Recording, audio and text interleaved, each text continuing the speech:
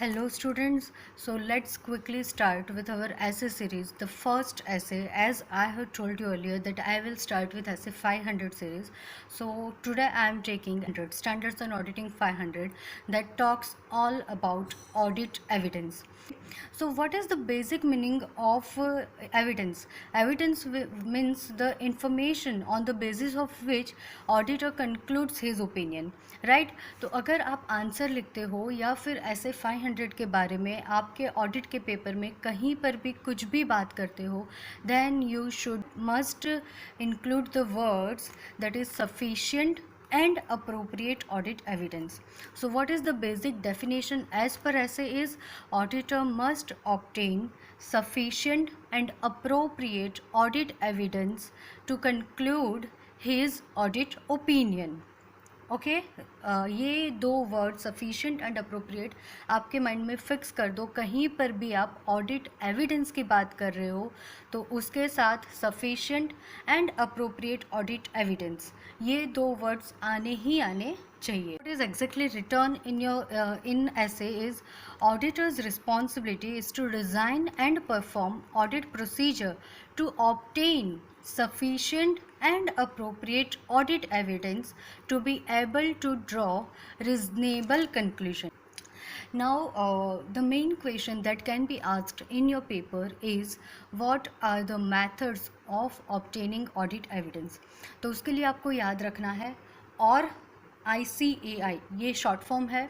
ORICAI, O for observation, R for reperforming और recalculation, I for inquiry, C for computation, A for analytical procedure and I for information and confirmation. So what are the various methods to obtain audit evidences? So आप याद रखोगे और ICAI, observation, reperformance or recalculation, then inquiry, computation, analytical procedure, inspection and confirmation. So this is your second question. First, basic about audit evidence. Second is what are the various methods of obtaining audit evidence. Now third question, which is yet not asked because it's very common, लेकिन आपको एक बार जान लेना ज़रूरी है कि ये ऐसे में और क्या चीज़ें कवर होती है. सो बेस्ड ऑन सोर्सेज उसके बाइफिकेशन हो सकते हैं, बेस्ड ऑन नेचर उसका बाइफिकेशन हो सकता है. बेस्ड ऑन सोर्स हो सकता है इंटरनल एंड एक्सटर्नल. ऑडिटर चाहे इंटरनल सोर्सेज से एविडेंसेस कलेक्ट करता है या एक्सटर्नल सोर्सेज से, राइट. एक्सटर्नल सोर्सेज जैसे कि एक्सटर्नल कंफर्मेशन हम लोग आगे पढ़ेंगे ऐसे 505. ज़्यादा रिलायबल कौन सा सोर्स होता है? So of course external evidence is more reliable. Now as per nature that is visual audit evidence, जो आप सिर्फ देख के एनालाइज करके आप डिसाइड करते हो, वो एविडेंसेस कलेक्ट करते हो देख के ऑब्जर्वेशन करके. फिर second is oral. Oral means आप कहीं इंटरनल पार्टी से पूछ के ऑडिट एविडेंस इकट्ठे करते हो. जैसे मैनेजमेंट को पूछ लिया कि भैया आपके ऑर्गेनाइजेशन में रिलेटेड पार्टी के ट्रांजैक्शंस हुए हैं या नहीं, उसने बोला हाँ या ना, उसके बेस पर आपने जजमेंट दे दिया, मतलब आपने उस पर रिलाई कर लिया. So that is about oral evidence. And third is documentary evidence. जैसे कि यही चीज़ आपने अगर पूछी है तो आप बोलोगे मैनेजमेंट को कि भैया मुझे रिटर्न रिप्रेजेंटेशन लिख के दे दो कि हाँ हमारे ऑर्गेनाइजेशन में कोई भी रिलेटेड पार्टी ट्रांजैक्शंस नहीं हुए हैं जो कि रिस्क फैक्टर इंक्लूड करता है. तो वो आपने लिख के ले लिया तो वो डॉक्यूमेंट्री एविडेंस हो गया. So that's बाइफिकेशन based on nature, that is visual evidences, oral evidences and documentary evidences. Of course इसमें भी ज़्यादा रिलायबल कौन सा है? सो documentary evidence.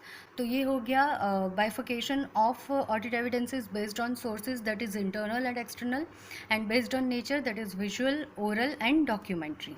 One more question जो कि ज़्यादातर पूछा गया है आपके प्रीवियस एग्जामिनेशन में, कि अगर एज एन ऑडिट एविडेंस आप मैनेजमेंट्स एक्सपर्ट का वर्क यूज़ कर रहे हो, then what the precautions auditor should take, right. अगर आप मैनेजमेंट के किसी एक्सपर्ट का काम यूज़ कर रहे हो तो एज एन ऑडिटर आपकी क्या ड्यूटी बनती है, आपकी क्या रिस्पॉन्सिबिलिटी बनती है. आप मैनेजमेंट्स एक्सपर्ट की डेफिनेशन भी लिखना चाहते हो तो वो मैं जस्ट एक बार रीड थ्रू कर लेती हूँ. Managements expert is an individual organization possessing experience in a field other than accounting and auditing, because as an auditor you are an expert in accounts and auditing, right?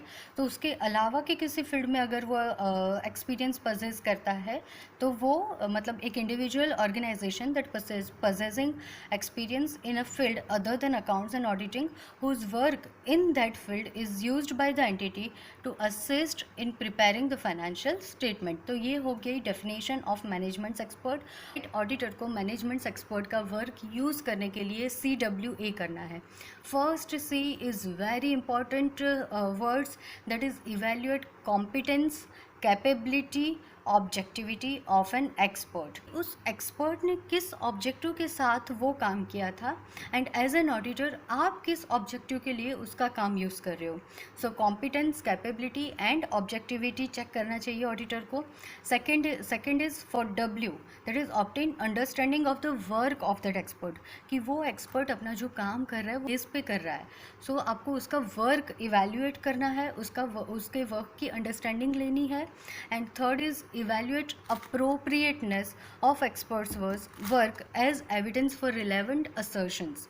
ठीक है, आपको उसकी appropriateness check करनी है कि कितने हद तक वो आपके काम आ सकता है और कितने हद तक उसका जो भी एक्सपर्ट ओपिनियन है वो आपको वैलिड लगता है।